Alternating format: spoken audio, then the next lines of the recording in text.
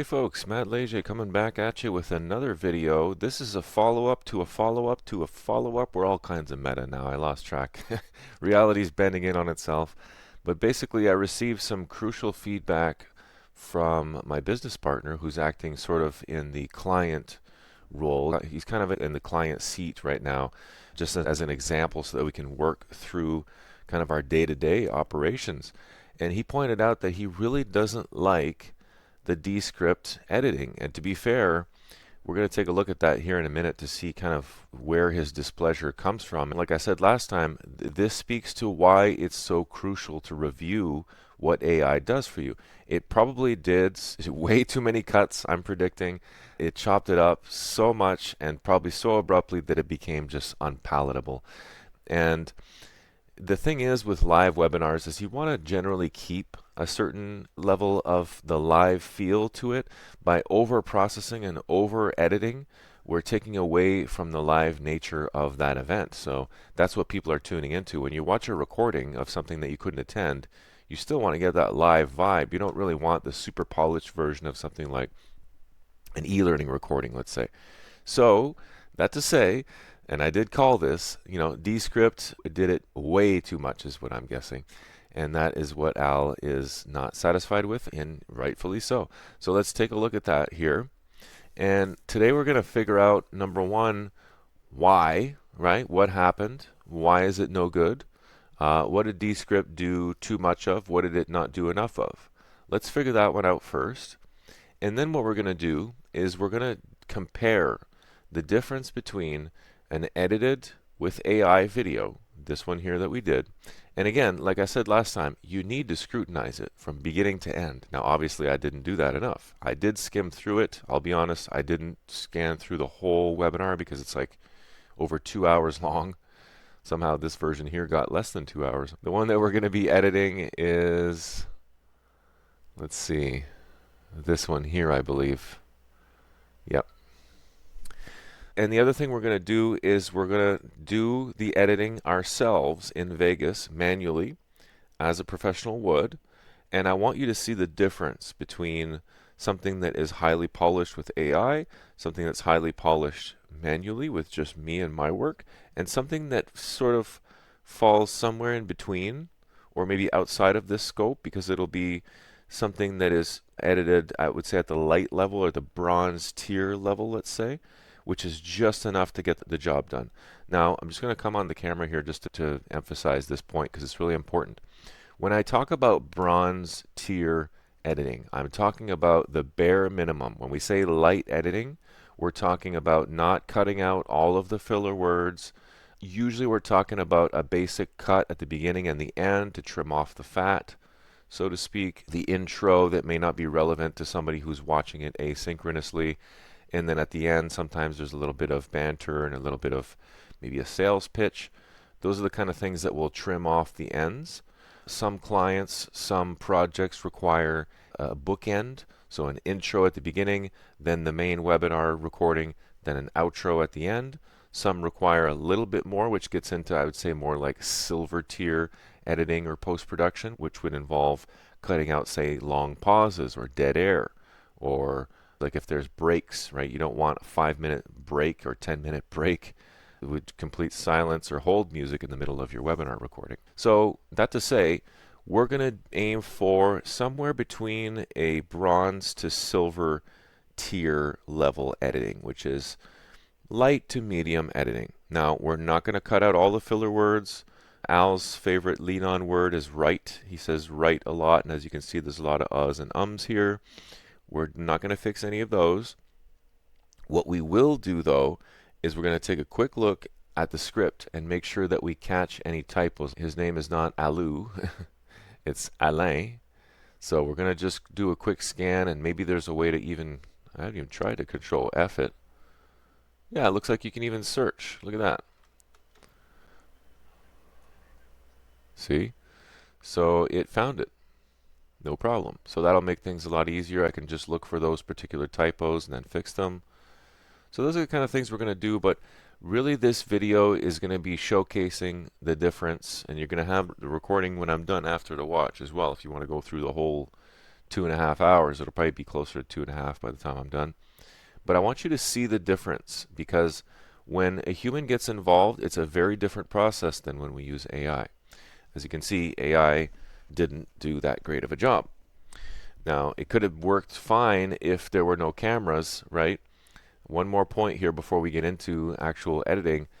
If I'm on camera like right now, or if I switch to my other layout here and I'm at the bottom right, if I do abrupt edits, right? If I cut out filler words, uhs and ums and sneezes and weird sounds and background and wives yelling at their husbands and whatever else, when I cut that stuff out, and I didn't mean to say just wives, could have been a husband yelling at their wife also, it could have been kids, could have been a neighbor yelling at another. Anyways, I digress.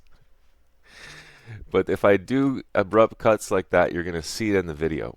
Now, check this out. If I hide my camera, nobody's really the wiser if I do it subtly and with proper editing techniques.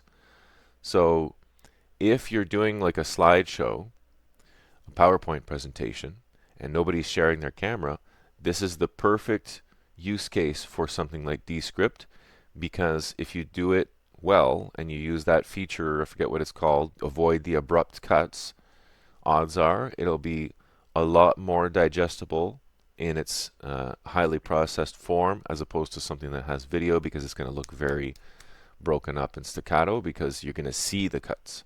With a PowerPoint presentation, you can't see the cuts. You might be able to detect the cuts through the audio, maybe, but if the post producer or the editor does a good job, you won't be able to detect it at all, or hardly at all, and it won't. If you do detect it, it's not going to detract from the learning. Okay, so you know what? I have a pretty good idea sort of where we went wrong here. This is the raw recording. So if I look at this composition here, this is the one where we first started cutting stuff out. See how it dropped by 5 minutes? Maybe that would have been enough, right? Maybe that was just the remove retakes. I think that's what that one is, that comp. And then this one here was everything else applied to it, because we saw that we couldn't really copy to another layer with some of these. I think it was an edit for clarity, didn't prompt us to create a new layer, or maybe that one did and another one didn't. Anyway, see this comp here, it's down to 2 minutes, and look at all those cuts. Like, it obviously did way too much. If we look at the script, you can see to what degree it actually did these cuts. And it, to Al's point, it did cut out huge chunks of some stuff that it might consider blather, but for us, you know, looking back, like, look at this paragraph, for example. It took out almost 2 sentences, 2 full sentences, and yes, it cut out some of his mannerisms because it identified it as filler text or blather or whatever. But, you know, to Al's point, he made a really good point here, is that that's the way I talk. If that's the way you speak and express yourself, and cutting out those little lean-on words makes it not sound like you anymore, what are we doing here? We're supposed to be helping our presenters shine. And if we over-edit to the point where it seems like robotic, or it doesn't seem like them anymore, we failed. So in this case, I hate to say it, but this was a failure. Now, it's not a failure in the sense that it provides a really good example of what not to do, of what we're aiming not to do. Now, even if a client came up to me and said, I just want basic editing, just trim the beginning and the end, cut out the bullshit, and then leave the rest, perfect. I can do that. Would I use Descript? Probably not, because I can do that faster than the AI would. And at this point, I trust myself a little bit more than I do the AI, because look at this, right? Now, bear in mind here, in our process of trying to figure out what went wrong here, this is the medium level. So remember, I think it was edit for clarity. Let's just look at it again. Yeah. So edit intensity here was set to medium. Now, maybe if we brought it down to low, why don't we just take a quick look at that? Because I'd really like to figure out what went wrong here. So let's go back to our second comp where we had just the outtakes removed, which removed about 5 minutes of footage. Now let's go to our edit for clarity again, and let's just set it to low this time. No AI speech. And I just want to see what it considers low. Let's do a quick run because, hey, if this does the trick and it leaves mostly good stuff, then why not? You can already see here what it's going to do. Assuming that the dark parts in the script are what it's actually going to remove, you can see that it's leaving most of the filler words. However, it's removing repetitive things like, or like an that's attached to a you know. So it looks like it's going to do a much lighter pass this time for clarity. And that might be appropriate. There's another one as well. I think it's the word gap that you can adjust the settings on. So here, okay, so this is actually not bad. This is pretty good. It's mostly removed filler words this time. I'm not seeing any big chunks of stuff for the growing season that follows in winter. Like that flow, while it may, at the post-production level, it might look like filler, this might be the flow that Al intended. So maybe we don't want to remove that. I mean, look at this big chunk. That's color commentary that maybe Al wants to keep in there. It shows a little bit of banter between him and I as the producer and presenter, and maybe we want people to see that. Like, this was a demo more than anything. More than just a webinar recording, like this was supposed to be a demo for us to show people and prospective clients what we can do as far as the production goes, but also for presentations and hosting and moderating. So I want this to be a good example. And right now, even with Descript, even at this level, it's just not. So folks, I'm going to burn this one. And it's not to say that there's not a use case for Descript. Again, I found plenty of use cases in my work, even for just, not even just the AI tools, but like there's functionality in here, just the way that the layers are set up, the audio treatments, the Camtasia-like ability to bring in different graphics and things like that, the captions, the show notes. There's tons of useful stuff in here. I wouldn't say don't use Descript, but if you're going to pay for it, make sure that you're getting your full value from it and that you'll use it at least once on every project. Otherwise, probably a case there for going solo, running manually, which we're about to do here next. Now, actually, let me go back to the screen because I want to show you how you would pull your raw recording. Now, this particular raw recording, now that I think about it, wasn't even done in Descript. It was done in Zoom. There is a case to be made as well for recording directly in Descript. And if you're not familiar with another competing program called Riverside, I would suggest you look into that one. I believe it's riverside.fm. It's basically a virtual podcast studio. And when you record directly in the platform, well, great. Now I don't have to upload my files. Everything's on the cloud. Super neat and tidy. It makes for a really nice, cohesive process. But this one here, as I just remembered, was done with Zoom. So I've got the recording local. I'm going to pull up my editing program now. We're going to close Descript. But I just want you to get a quick look for Vegas. This is Vegas Pro 18.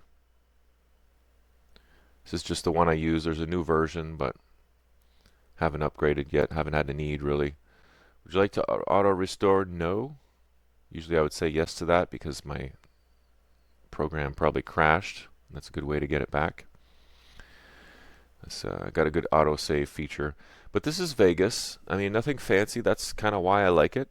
It's very slim, very bare bones, very minimalistic, but very effective in its minimalism. You can do everything here, or most of the things anyway, that more advanced software can do. Can it do everything that Premiere can do? Probably not. Can it do everything that even like DaVinci can do? Probably not. Can it do basic editing? Like a king. So that's basically why I use it. And I do the same thing with my audio.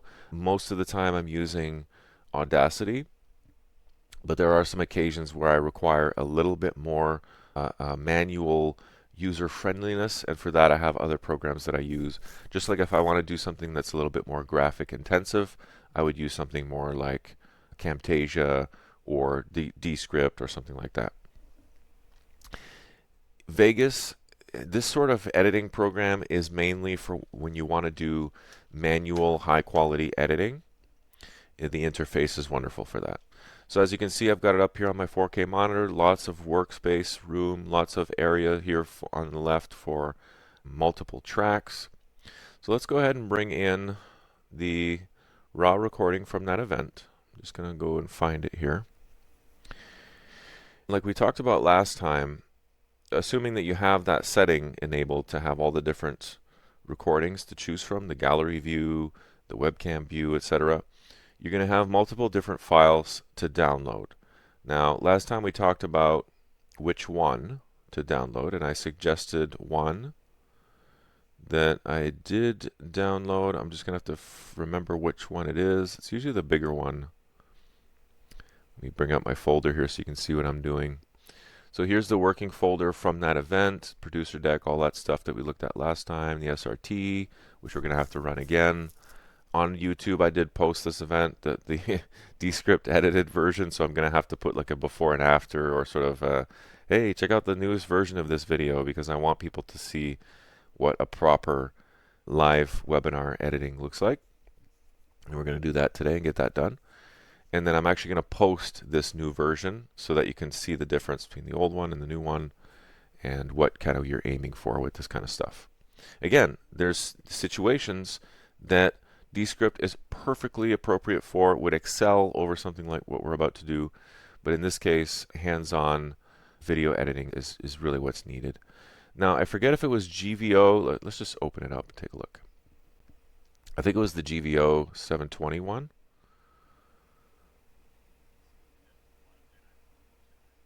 So it looks like this is just webcams with no screen sharing. So maybe this one. Gallery. Yeah, this is the one here. Okay, so it's our gallery view, and that makes sense because it's got the temporary file. I should have just looked at that. The SFK file is a file that's created by Vegas when you load a file. So you can just drag it into the timeline. That's usually what I do. So right now I'm just holding down my left mouse button. I'm just letting it drag in like this. You can bring it in from the file menu and import. Different ways to do it. And again, that shows a high quality program. An application will normally, an effective one, will allow you to have different ways to accomplish the same task, because like we discussed, depending on what view you're on, depending on how you're approaching it in your workflow, it might make sense to do things one way versus another. That'll take you through this kind of stuff at the basic level.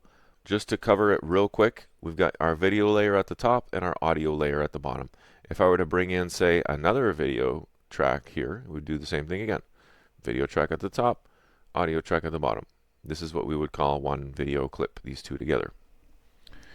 If there was no sound for some reason, right, like if I just delete this and it comes in like so, which depending on the context can happen, this would just be a video clip. If it was the opposite, it was just the audio, it would just be an audio clip. But usually, videos will have an audio attached. And notice how they're locked in together. If I wanted to separate them for whatever reason, I can just hit U to ungroup them. And now I can move them independently, which is dangerous, because now if I want to get them synced back up, if I do a bunch of edits, getting that synced back up is near impossible. So we're obviously going to make sure that they stay grouped. And we're going to get it right into it. So let me take another pull of coffee here. Maybe actually I'm going to use Descript to edit this video. This is so meta. But this particular video, since this is like a how-to and a follow-up to the cut your productivity time in half, I'll try to do a light editing with Descript and see how it turns out. Now, again, I'm on camera the whole time. So let's see how staccato and how abrupt the cuts really are. I'm curious to see. Because this would be a good use case for Descript, because I tend to repeat myself sometimes. There's a lot of uhs and ums and filler words in here. There's maybe take one, take two, take three. You can cut that out, Descript. This is just an example, or maybe leave it in, right? Let's confuse it real good. Cut this out. No, actually, I changed my mind. Keep it in. There's word gaps, so long periods of silence. Usually you can tell it, more than 2 seconds or whatever. Cut that out or shrink it down. So let's see. And then maybe, this is crazy, but maybe I'll do a video of me doing that with Descript. It's never going to end. It's the Ouroboros of video editing and post-production. All right, so let's get into it. All right, so for this next little while, unless I have something to say specifically, I'm just going to work. So just watch me work. If you have any questions, put them in the comments. If you find that I'm going too fast, I'm going to try to slow it down because I go pretty quick usually, because I've been doing this for many years.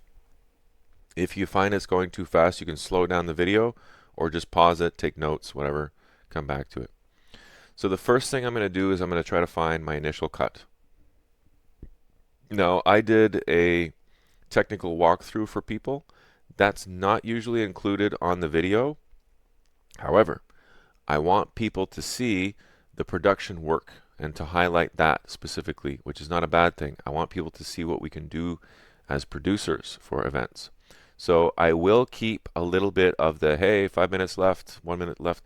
Normally you would cut that out on a webinar recording. Okay, this is very important. When I'm saying something important, I come on the big full screen camera. When you're doing this type of webinar recording, guys, you typically want it to start just before you're handing it over to the presenter. So let me see if I can find that so that I can give you a good example of what that would look like. But that's not what we're going to do here.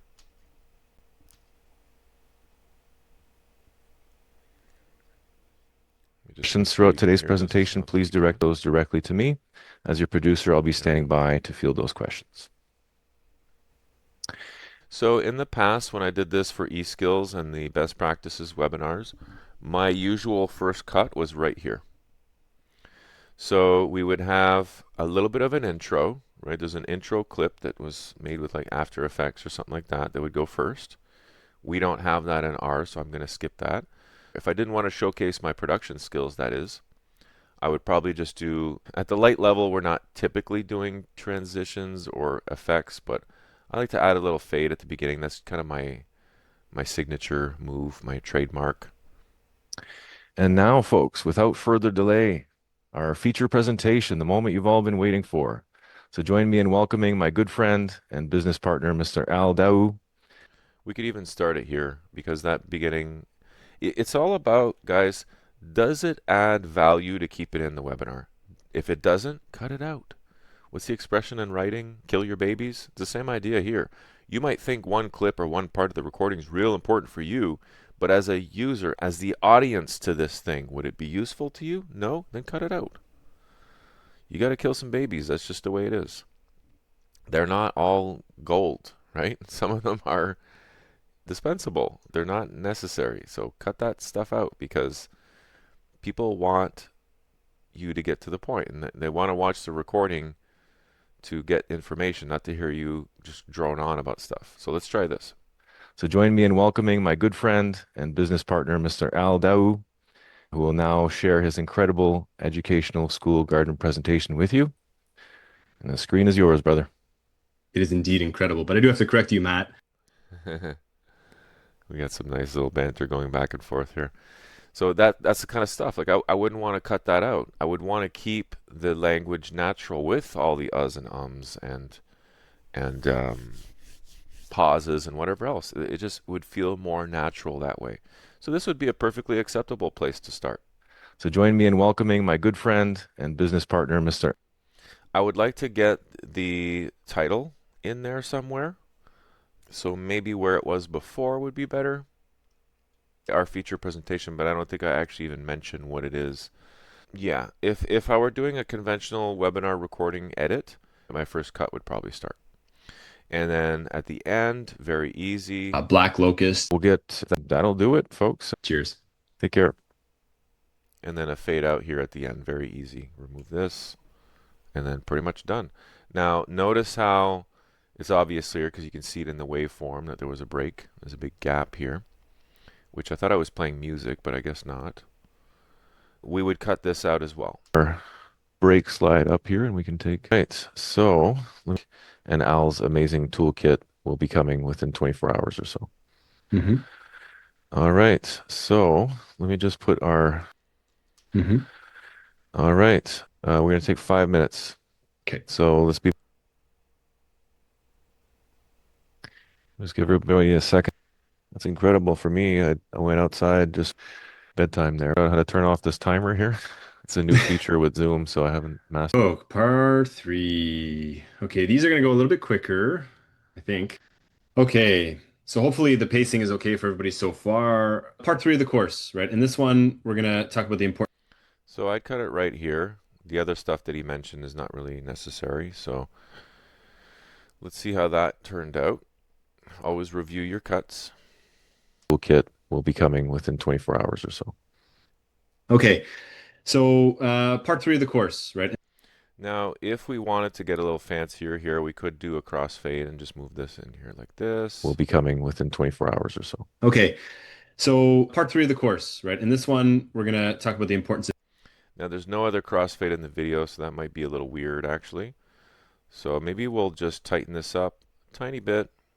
And guys, this is the extent, basically, of the editing that we're going to be doing. That's it. Within 24 hours or so. Okay, so part 3 of the course. So that's good enough. Maybe a little fade out at the end. And then we're done. So that's what I mean. Light bronze tier, however you want to call it. I call it bronze because I always had it in like Olympic medal packages. So it was always like bronze, silver, gold, and platinum tier, which is like the creme of the creme. That would be like you're removing every single filler word. You are patching things together seamlessly. You are working tirelessly until it seems like no edits were made. That's the point. Here I come back on the full screen because I got a point to make.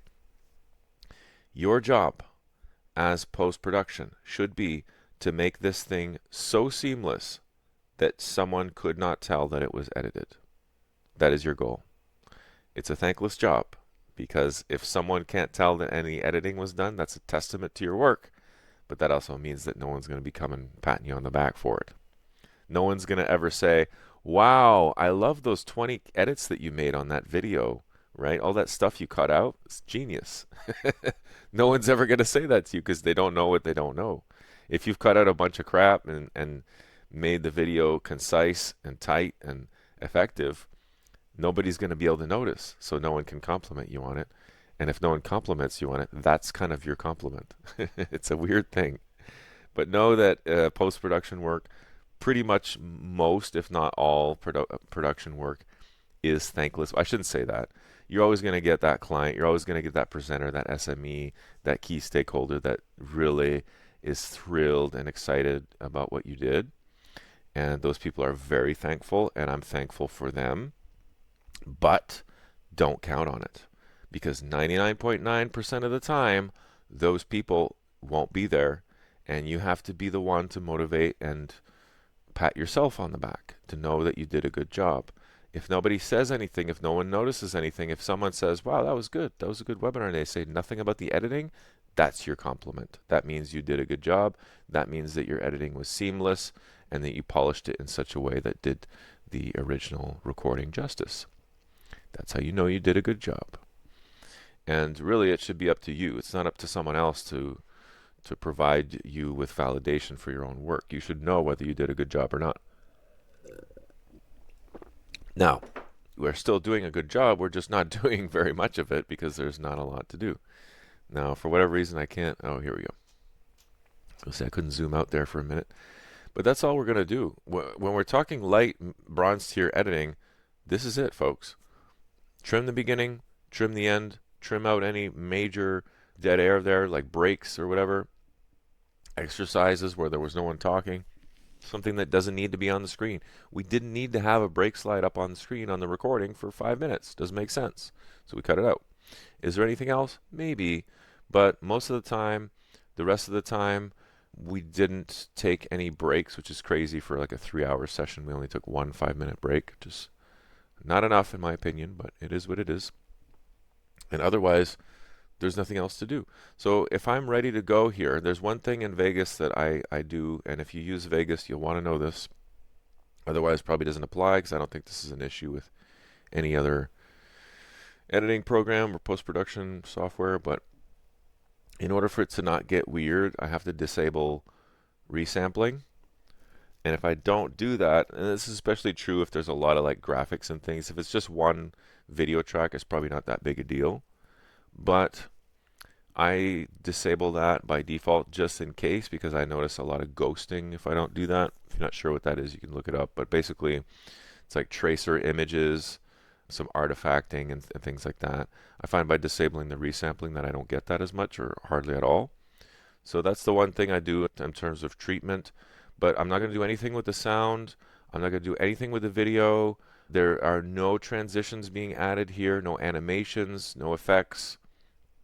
Yeah, I'm not really doing anything else. So I'm going to come in here at this point and I would render it, and let's see how long it would be. So just trimming out that break slide, the beginning and the end, we've gone from a almost 3-hour video, I think it was like 2 hours and 50 minutes, down to 2 hours and 29 minutes. So roughly 15 to 20 minutes have been shaved off from just this, right? If they had an intro and outro, you would add that as your bookends, and then it's good to go. If there was some instructions at break, sometimes it's a working break where you do a couple of things in the background. You could insert a still frame here or a picture or something that you create in Photoshop or whatever and bring it in. You could create it directly in the software. There's a number of things you can do. But for our purposes for this recording, this is good to go. Now, why did I set the loop region here? Because I have a thing in my render settings. I'll just show you the render options real quick. We're not actually going to render this because I'm going to do it slightly differently for the final recording. If you're not familiar with those words, don't worry about it. Just, again, I have to do full screen real quick. Any new concept, folks, this is very important. Remember this. Write this down. Burn it into your memory. This is super important for anything to do with this field of work. When you're about to approach something very technical, very complicated, okay, it's going to feel overwhelming.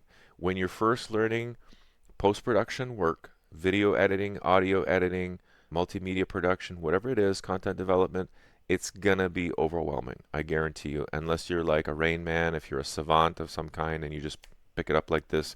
Most of us are not like that, so you're going to have to work at it, but it doesn't have to be grueling, folks. Here's the trick to it. Very simple. Just be with it. Just expose yourself to it every day. That's all you have to do. You don't have to bang your head against the wall. You don't have to crack your head open with an ice cream scoop. You don't have to, like, struggle and cry and take it out on your dog. I don't know why it's a bad example. But you know what I mean? Just be with it. Expose yourself to it. Watch videos.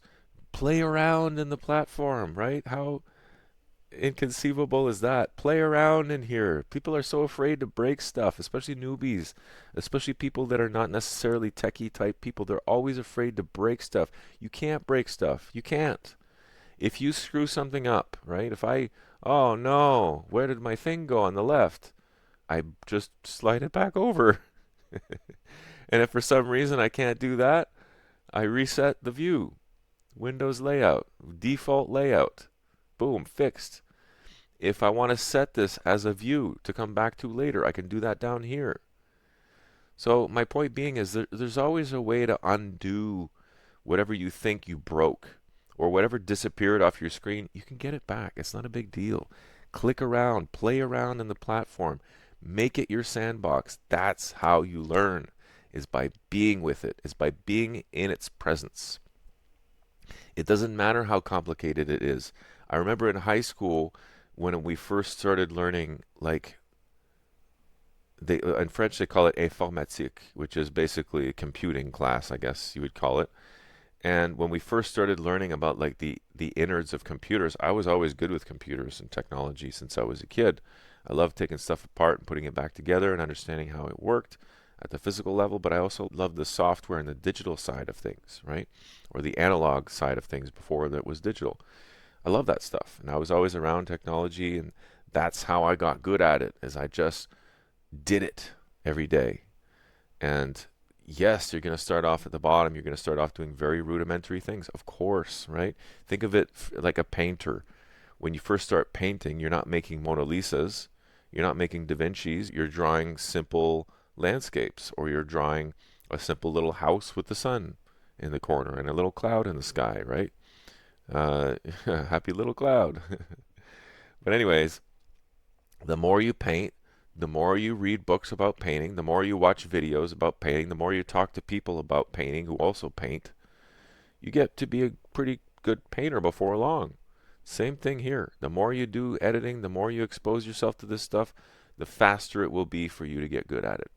That's just a quick, maybe a silly little point. Maybe it's redundant, maybe it's obvious for everybody, but I'll guarantee you that that connected with somebody out there. All right, so we're pretty much ready to go here. I don't want this video to be too long, definitely under an hour, just like the last one. So we're going to be able to get everything done here easily. Now, if I was ready to render, I would have a render setting here that matched my project settings. How I know it doesn't match is there's no equal sign here. Notice how here it says project. The dimensions are 2560 by 1440 by 32 and then 25 FPS. That doesn't match, say, this, right? At a 720p at almost 30 FPS. That doesn't match, so they're out of sync. It's going to have to upscale it or downscale it to match the project settings. So we always want to find a template here that matches as closely as possible our dimensions so that the program can just render it as closely as possible to the original. That way there's no weird stuff or downgrading as much as possible that needs to take place. Now I've got different settings here. We're not going to go into all this. I think 2560 by 1440 is technically like, I think that's 2K, not 4K, but 2K. So I don't think I even have any 2K templates, so I'm going to have to create a new one. This is a good example here to show you how to do such a thing. I'm actually going to use my YouTube template down here. I'm going to customize this one. So let's make a new template. We'll just save it right away. Custom 2K at 25. Let's go down the whole thing here. So first of all, our frame is not correct. So we're going to want, if there's no 2K setting here, we're going to want to create one. Yeah, it looks like there's HDV. So we're going to have to create a new one. So we're going to go to custom frame. We want to match this. So 2560 by 1440. Allow source to adjust the frame. I usually leave that on off, but you could turn that on if you wanted. Profile high. Always start with the best possible quality and then work your way down. Compress with handbrake or whatever you have to do. Field order, I like to leave that on none so that it doesn't cause weird artifacts. Pixel ratio, leave that at 1. Number of frame references 2. That's kind of a personal preference there.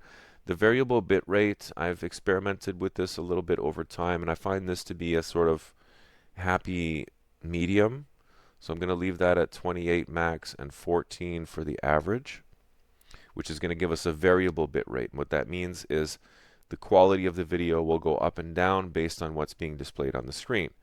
Obviously, if there's a black screen, right, you don't need to have the quality very high during that period of the video because it's just a black screen. So why waste extra bandwidth or data storage space for nothing when you can just reduce the quality during that time and then bump it back up once the screen picks up again.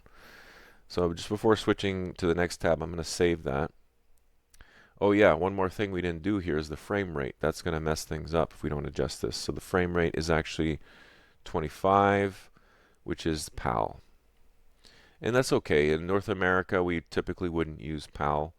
but we're just going to aim for the same frame rate as was before. There's no point of bringing it up or down, really.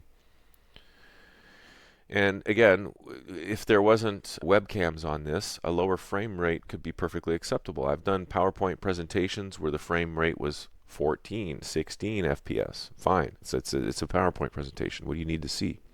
It's changing from frame to frame anyway.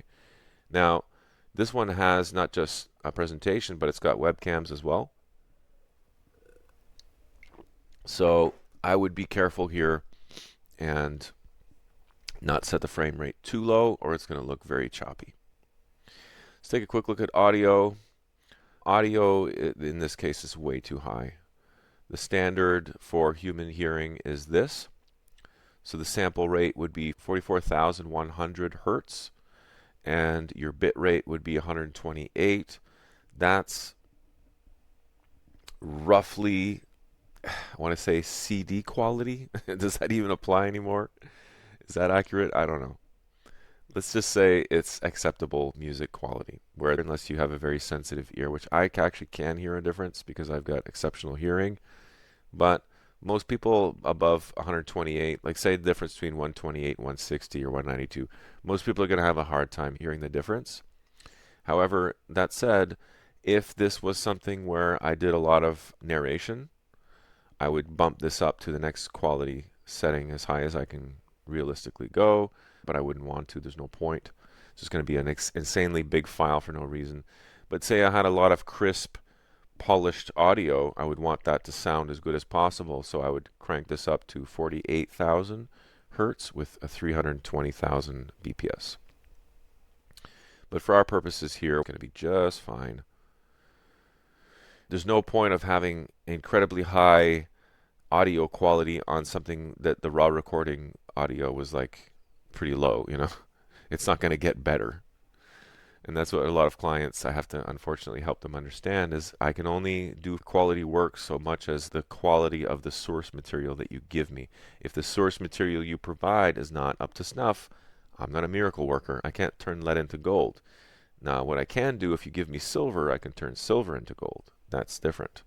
But something that's already too low and crappy cannot be fixed. Something that's very high quality can be downscaled a little bit. Yes, no problem there. But you can't do the opposite, unfortunately. Not in this day and age, not without AI. And here we're trying to make a case for why AI is not always the answer. And that's the case a lot of the times, guys. Even in this day and age, a lot of people are worried about AI taking jobs. There's no threat there. None whatsoever. And if, in fact, AI has done us a huge favor, which I've mentioned in other videos. It's put a spotlight on human ingenuity and creativity. And those of us who do manual work like this are in high demand now because of the extreme degree of AI slop that's entered the market. People that do this manually, organically, naturally are going to be in high demand. They already are. So don't worry about it. File formats, MP4. We decided that on the first page. We keep this as is. So don't worry about that either. And then finally, project. I don't really know what this does, but I always set the rendering quality to best. More of a superstition, I guess, than anything. But just in case, I want to make sure that I get the highest possible quality. So that is our template. I'm going to go ahead and save that. More information that you needed to know. But I just wanted you to see now that we have our equal sign, and that indicates that our project settings match our render settings. So we shouldn't get any weird issues, any artifacts, any like interlace issues. We've addressed all that in our settings.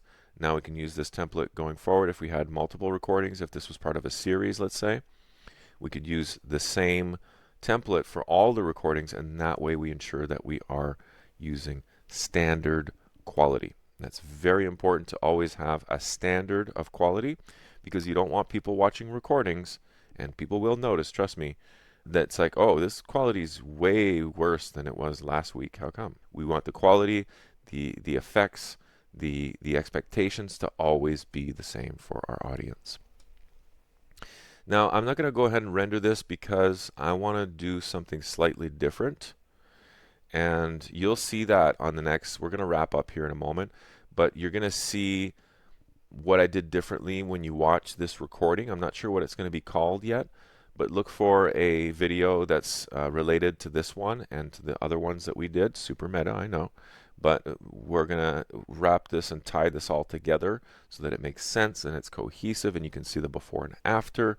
Maybe what I'll do, just for ease of finding the video and going through it if you want to educate yourself, is I'll make a increase your productivity by 50% part 2, and I'll make the first one part 1.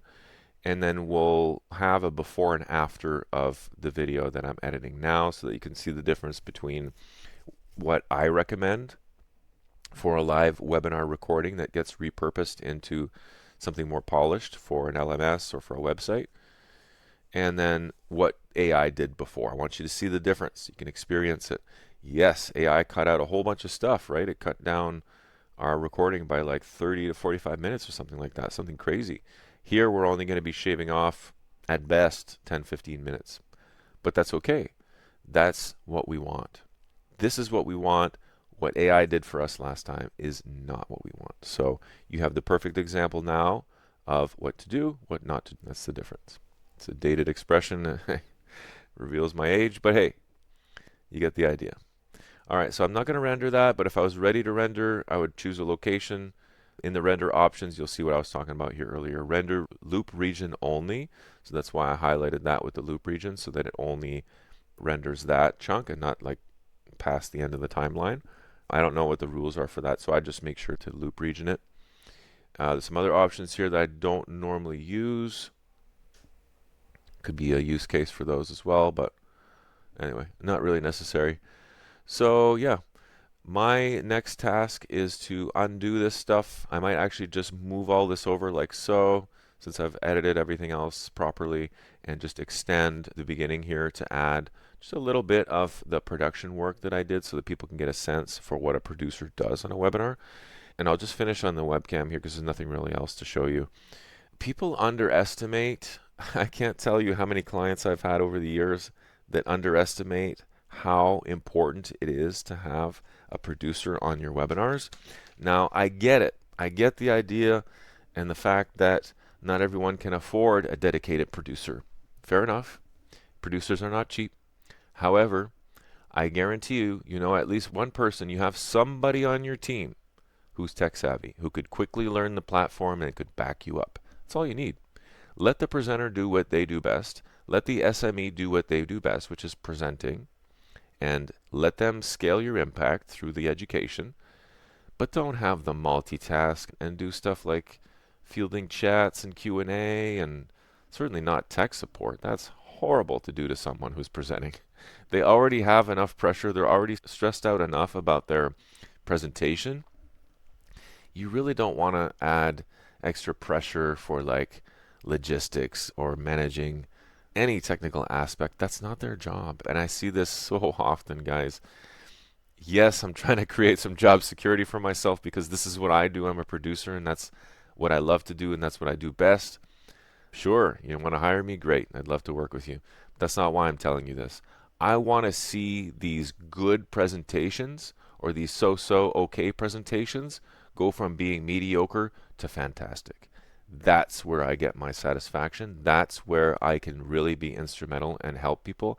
And that's where I get a nice inner smile as well. I see that they've taken my tips and tricks and they've applied it and they've executed flawlessly. And boom, this series of webinars go from being, it was all right, to being like, wow, that was the best thing I've seen this year. I'm not even exaggerating. People have said to me, this was the best webinar I've attended this year. And to me, that's like, oh. When people say that to me as an event manager and a producer, that's like music to my ears because that means that I did a good job and I was able to let the SME, the presenter, the key stakeholders do their job.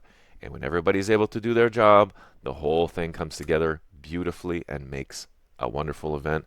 Not just an event, not a live event, a recording that you can then polish and repurpose in any number of different ways for your LMS, for your website. The sky's the limit with that stuff. You can, oh gosh, we have a project right now. I am so excited about it. It's called Replay Kit, and I can't wait to release it and to share it with everybody. It's going to be a game changer in the industry. But we're taking raw recordings and we're transforming those through a proprietary automated process into 30 plus digital marketing assets. So imagine, okay, a recording like this, and I can't wait to use our recording as an example.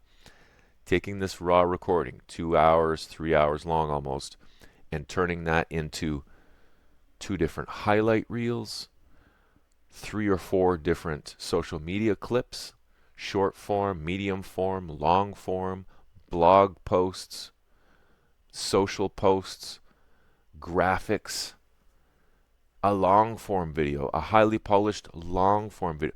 All of these things, I'm telling you, we've cracked the nut on this. And as far as I know, nobody else is doing this, not like us anyway. From a raw recording to 30 plus digital marketing assets. How cool is that? And for a reasonable price too. Way lower than anybody else is doing it for. Go see a marketing agency and ask them how much they charge for this type of service. You'll be flabbergasted. You'll be floored because it will be several $1,000s per video. And we're doing that for a fraction of the price. So excited. I can't wait to make a video on this particular topic. But just know that the reason I bring this up is not just to promote our new upcoming service product, but it's to let you know that these recordings don't have to just die. That's what usually happens, and it's a great shame because a lot of these things, like even our recording, fantastic. So much information in there for someone in the industry and for free, right?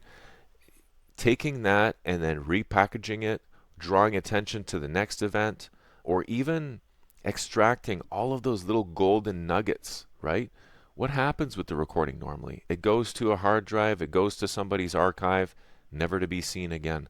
Why not repurpose that and transform it into 3 dozen plus digital marketing assets for yourself, for your business, to draw attention to the next event, to the series, but also this informs all of your social posts now, or most of them. This gives you content. This gives you a schedule now, right? Because a video like this, 2 hours, 3 hours long, this might give me assets for the next 2 weeks, 3 weeks, a month. I don't know, until the next event comes up, right? And by letting your recording die on your hard drive, none of that is possible. And really, I scratch my head asking myself, like, well, why do people even record the session if they're not going to do anything with the recording other than just provide it to people who weren't on the live event? Sure, okay, that's maybe one use case for a recording, but that's it? That's all you're going to do with it? Once people realize how valuable that these recordings are, they'll never let them die again. They'll hire a team of people, or better yet, they'll hire us for a very easy to use service to then repurpose these recordings in all kinds of wonderful different ways. So, all right, folks, I have said enough. I hope that was informative and you see why it's important to still get your hands on it at the manual level and to do this sort of editing and post-production work as a human. Now, I'm not saying don't use AI, but be very careful with trusting AI blindly. Now, I told you guys last time, and I guess I'm a bit of a hypocrite, but make sure you scrutinize it, right? And I did. I just didn't do it enough. You really have to. And I mean, where do you start? Where do you end, right? There was thousands of different cuts. Am I going to go through the whole 3-hour thing? Maybe I should. If it's a very high stakes project or client, then maybe you should go through the whole thing manually. Speed it up to 1.25 or 1.5 if you have to, but maybe you should go through the whole thing. I should have clicked around a little bit more in the timeline and just listened to some clips, like at least 2 or 3 different 5-minute clips of Al speaking, and just to see from his perspective, not from mine, from his perspective as the presenter, would he be happy with this? And I would have quickly discovered that, no, this is not up to snuff. This is not the quality that Al would want in his presentation. This is not the quality that I would want for Al in his presentation. So I'm taking those remediation efforts seriously, and I'm taking that on today. Basically, the work is done. I'm just going to add, like I said, a little bit of production stuff at the beginning so they can see what I do and what I brought to the table. They'll see it throughout the presentation because I'm talking back and forth with Al, As a producer, sometimes you'll be asked to help do a little bit of moderating or hosting, or have another voice on the call that the presenter can talk to, because it's a long time to hear just one voice. So it's nice to have that back and forth to kind of riff off each other as well, and to support each other in that way. And then people know as well, I was the more techie support role, and Al was the presenter role, and that way they can direct their questions to the right people. So real quick here before we wrap up, I just wanted to show you what I ended up landing on for our final recording to keep it more natural and organic. So all I did was I kept in my producer technical walkthrough, or parts of it at the beginning, pretty much my whole technical walkthrough, which was like 3 or 4 minutes, something like that. Then the handoff to any dead air or awkwardness or fumbles were removed. And then all the other cuts you're seeing, so this cut, that cut, I don't know if you can see my mouse, but these other bigger cuts are simply when Al was transitioning from one deck to another. So from like part 3 to part 4, for example, there was a changeover, and we would be filling some air there. He would be checking to see if I could see his screen, if he was on the right view, those sort of things. The person watching the recording doesn't need to see that. So that's why I made the executive decision to remove those chunks. And hey, look, we got it down to 2 hours and 30 minutes. So from almost 3 hours, we've shaved off anywhere from like 15 to 20 minutes from just doing simple edits. And as I said, the question you have to keep asking yourself is, if I was the person watching this recording, do I need to see this? Do I need to see and hear Al asking me if I can see his screen? Absolutely not. So that's where the care of being a good post producer comes in, and you remove that because it's a distraction and it's wasting people's time. So why wouldn't you remove it from the recording when you can just do a very simple edit? Done. This is still well into the bronze tier editing. This is simple. This took me 10 minutes, 15 minutes tops to do these edits, to add a little fade in and fade out. We're all about going the extra mile for our client. If you're not willing to do that, if you're not willing to, under promise and over deliver, you're in the wrong industry, to be honest with you, because people have a level of expectation of what they want to receive for their money.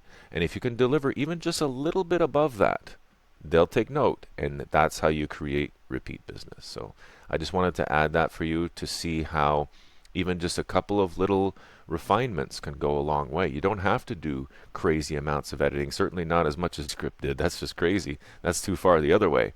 We don't want to just run it through our program and then provide someone basically with a slightly altered raw recording either. That's too far this way. So something in the middle. Of course, deliver what the client is paying for. You have to match that level of quality with what is being compensated for. But at the same time, there's nothing wrong with going a little bit further for the client. Those are the things, the differentiators, that really will allow the client to see you as the gem that you are. And that's what will keep them coming back, because they're going to want to work with you, not just some faceless business. They're going to want to work with you, the professional, the L&D multimedia wizard that you are. But yeah, the work is basically done. I just need to render it now and get it up on there. So you should see these recordings popping up on the channel soon. If you have any questions, please do let me know in the comments. You can shoot me a direct message if you prefer, or email me. You can email me at hello@rapidcourse.co. Again, that's hello@rapidcourse.co. And this has been Matt Leger with Maple Grove Productions, Rapid Course Company, and the new replay kit that I cannot wait to reveal to you. It's really going to be a game changer. So I've said enough. I wish you well. And again, let me know if you have any comments, questions. I'd love to hear it. Constructive feedback, all that good stuff. Wish you well. Thanks for watching. See you next time.